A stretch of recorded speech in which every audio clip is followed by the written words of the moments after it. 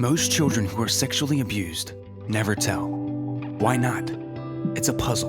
90% of the time, the maltreater is someone the child knows. Many children worry they will not be believed. They are afraid that the negative consequences for them and their families are too great. So they remain silent for years and years. The moment when a child summons the courage to tell a friend what's going on never happens in most cases, all the way into adulthood, and still they stay silent. There is a huge emotional and physical health toll that comes with this silence. When a child is brave enough to tell, listen, and take action. I hear many sad stories about things going on in the lives of our students. Some of those things I can help with, like getting them a clean uniform, getting them a nourishing breakfast to start the day, providing pencils and paper. Other things are bigger than what I can provide and require outside assistance, such as when a child is being abused at home. I am a mandated reporter. I must report any suspected or known instances of abuse or neglect, even when the child doesn't want me to. It's the law. It's the right thing to do. These children carry a secret burden and need our help. I need to tell my administrator in school, but I am also obligated to report to the local authorities. I am responsible for many young lives in this school, and I rely on my staff to make sure that everyone is in a safe and protected environment, ready to learn. We need the children to tell us if something is going on with them and if they need help. Mandated reporters must make a report. Make an oral report as soon as possible. Make a written report within 48 hours. Call Baltimore City CPS 410-361-2235 or call Baltimore Police 911. The role of school police.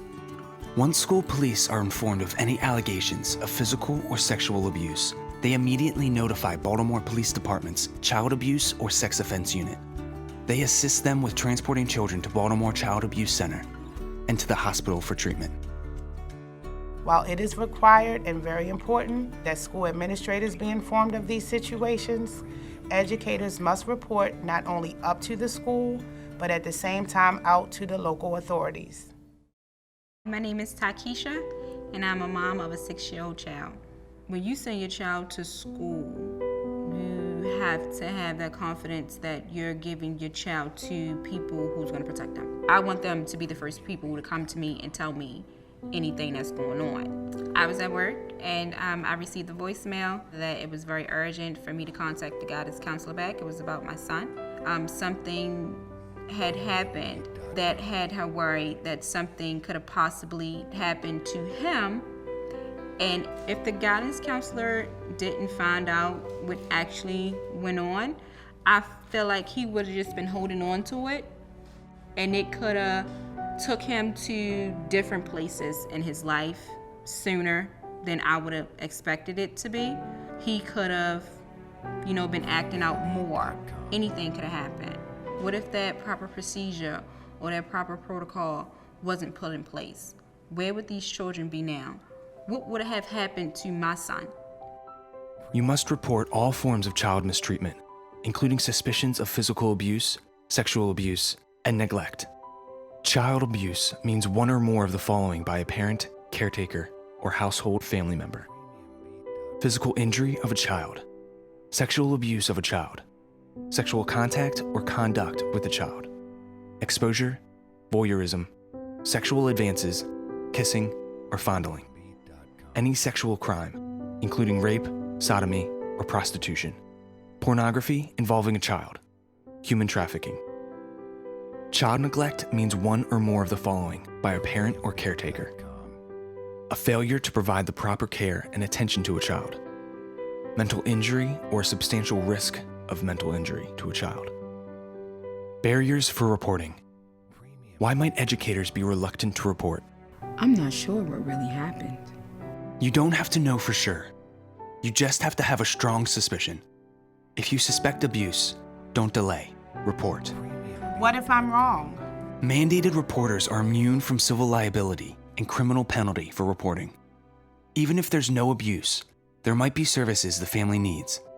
Additional resources might promote a positive change for the family. I don't want the child or family to know I report it. CPS keeps the identity of the reporter confidential. Some educators are comfortable explaining to the child and family why they must report. We called CPS before and nothing seems to happen. These are complicated and confidential investigations. A lot goes on behind the scenes that you may not be aware of. The teacher is often the one to create the outside edges of the puzzle. To create the edges, you need to gather just enough information to make a CPS report. Others will complete the puzzle later. It requires a coordinated team response to put the puzzle pieces together. Law enforcement, CPS, BCAC, the state's attorney's office, and others may all play a role to ensure the very best outcome for every child and family. If you try to get more information than the basic concern, it can harm the investigation. The puzzle will have the wrong outline. It will make everything difficult later on. Being sensitive and careful from the very beginning will help prevent the child from being re-traumatized by the investigative process. What do you need to make a report to get the puzzle started? It's helpful to have the following information: name of the child, age or date of birth, and the location of the child currently. A basic description of concern that makes you suspect sexual abuse. Follow-up questions are usually not needed. The fewer the questions, the better. It's okay if you do not have all of this information. Still make a report. Children reporting sexual abuse will get a full interview by forensic interviewers at Baltimore Child Abuse Center. The interviewers are licensed mental health professionals who are specially trained to talk to children about abuse. The information obtained in the interview will be viewed by and shared with the investigating agencies. It is best practice for a child to have only one comprehensive interview and not be interviewed separately by many different people and agencies. Educators hold an important piece of the puzzle. When there's a concern of abuse, report it. Keep our students safe.